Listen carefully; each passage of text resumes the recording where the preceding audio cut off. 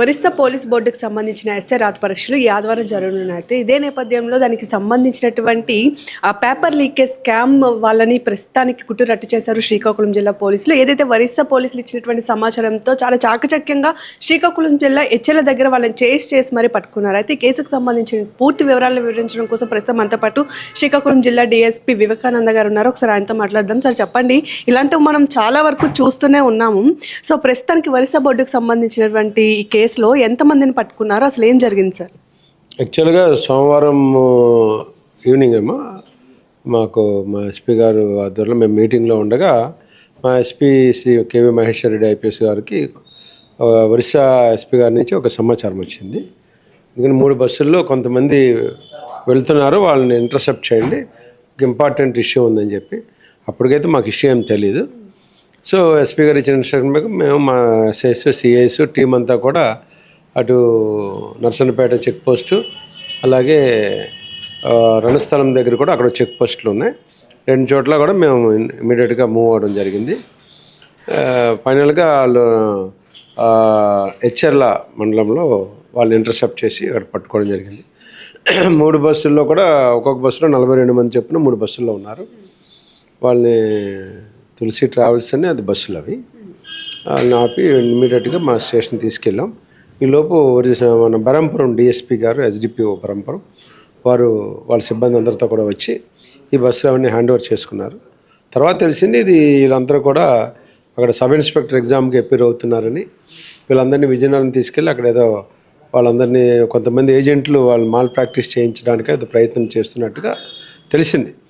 తర్వాత ఇవాళ చెప్పారు, నిన్న వీళ్ళందరినీ కూడా అరెస్ట్ చేసి ఎవరైతే ఈ సబ్ ఇన్స్పెక్టర్ మాల్ ప్రాక్టీస్ చేసి ఏమన్నా ఏజెంట్ని అందరినీ కూడా అరెస్ట్ చేసినట్టుగా ఇవాళ మన ఎస్డిపిఓ బరంపురం గారు చెప్తే తెలిసిందనమాట.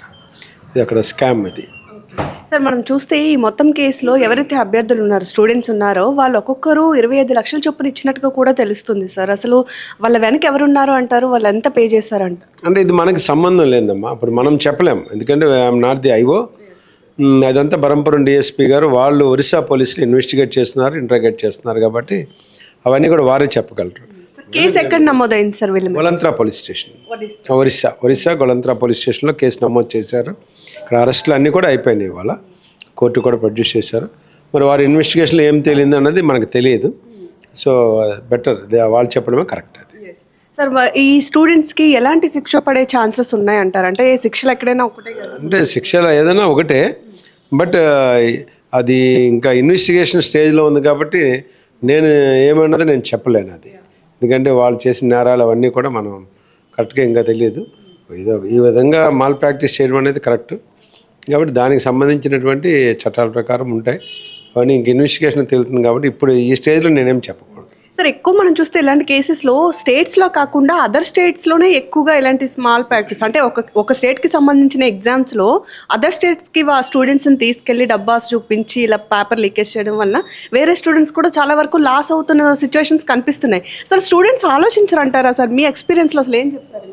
అంటే ఇప్పుడు ఎలా ఉంటుందంటేనమ్మా, అందరూ షార్ట్ టర్మ్లో సక్సెస్ సాధించాలనేటువంటి ఒక దురాశ.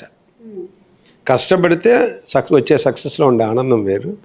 బట్ ఈ షార్ట్ టైంలో ఈ దళారుల తాలూకా ప్రలోభాలకు లొంగిపోయి ఈ రకంగా వెళ్తున్నారు. ఇందులో తెలివైన స్టూడెంట్స్ కూడా ఉండొచ్చు, వాళ్ళు కష్టపడితే వాళ్ళకి రావచ్చు.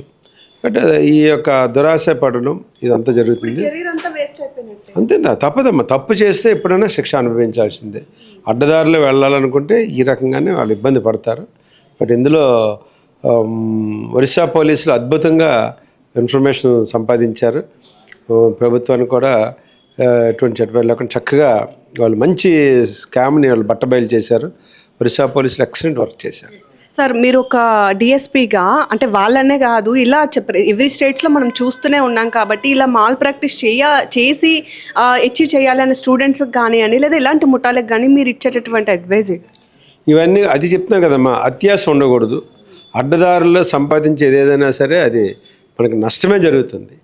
కష్టపడి మనం సంపాదించినప్పుడు దాంట్లో ఉండే ఆనందం వేరు, అది సక్సెస్ అనేది కూడా గొప్పగా ఉంటుంది. మనం ఈరోజు చూడండి, వీళ్ళందరూ కూడా అడ్డదారిలో వెళ్ళాలనుకున్నారు, వీళ్ళందరూ కూడా జైలు పాలు అయిపోయారు. వాళ్ళ కెరీర్స్ అన్నీ పోయినాయి, వాళ్ళ డ్రీమ్స్ అన్నీ కూడా పాడైపోయినాయి. అది ఈ యొక్క తప్పుదారిలోకి వెళ్ళాలనే ఆలోచనని వాళ్ళు కష్టపడి చదువుకుంటే మంచి మార్గంలో వెళ్ళేవాళ్ళు, మంచి సక్సెస్ వచ్చేది, సమాజంలో వాళ్ళకి మంచి గుర్తింపు కూడా ఉండేది. Thank you. సో చూస్తున్నారు కదా, ఏదేమైనా సరే అడ్డదారుల్లో వెళ్ళి ఈజీగా జాబ్ అచీవ్ చేయాలి అన్న దీంట్లో చాలా వరకు ఇప్పుడు దొరికిపోయిన వాళ్ళలో తెలివైన స్టూడెంట్స్ కూడా ఉండొచ్చు. బట్ కొంతమంది చెప్పే వాటికి నమ్మి వాళ్ళు డబ్బులు ఇచ్చేసి జాబ్ తెచ్చేసుకోవచ్చు అనేటువంటి ఈ ఆలోచన ఏదైతే ఉందో అది మాత్రం చాలా వరకు రాంగ్ అని చెప్పుకోవచ్చు. అయితే దీనిలో భాగంగానే ఒరిస్సా పోలీసులు ఇచ్చినటువంటి ఇన్ఫర్మేషన్తోనే శ్రీకాకుళం జిల్లాకి సంబంధించినటువంటి పోలీసులు అందరూ కూడా ఈ ముఠాని పట్టుకున్నాము అని చెప్తున్నారు. మొత్తంగా 3 బస్సుల్లో అభ్యర్థులను ఇక్కడ తీసుకొచ్చి ఇక్కడి నుంచి విజయనగరం తీసుకెళ్లి అక్కడ స్టే ఇప్పించి అక్కడ వాళ్ళకి రాత పరీక్షకు సంబంధించినటువంటి పేపర్ని లీక్ చేయాలి అనుకున్నారు. అయితే ఒరిస్సా పోలీసులు ఇచ్చినటువంటి ఇన్ఫర్మేషన్తో అంతవరకు వ్యవహారం రాకుండా శ్రీకాకుళం జిల్లా హెచ్చలలోనే ఆ ముఠా అందరినీ కూడా అదుపులోనికి తీసుకున్నారు. కేసు కూడా ఒరిస్సా పోలీసుల దగ్గర నమోదైంది కాబట్టి వాళ్ళ మీద చర్యలు కూడా ఒరిస్సా పోలీసులు తీసుకునేటటువంటి పరిస్థితి మనకు కనిపిస్తుంది. ఇక్కడి నుంచి అయినా సరే ఇలా గవర్నమెంట్ జాబ్స్ లేదా ఎవరైనా ఇప్పించేస్తారని అమౌంట్లు తీసుకొని ప్రలోభాలకి పోకుండా కష్టపడిన కష్టాన్ని నమ్ముకొని ఎగ్జామ్ రాస్తే ఖచ్చితంగా వాళ్ళు ఫ్యూచర్లో అచీవ్ అయ్యే ఛాన్సెస్ ఉన్నాయని కూడా మనం చెప్పుకోవచ్చు.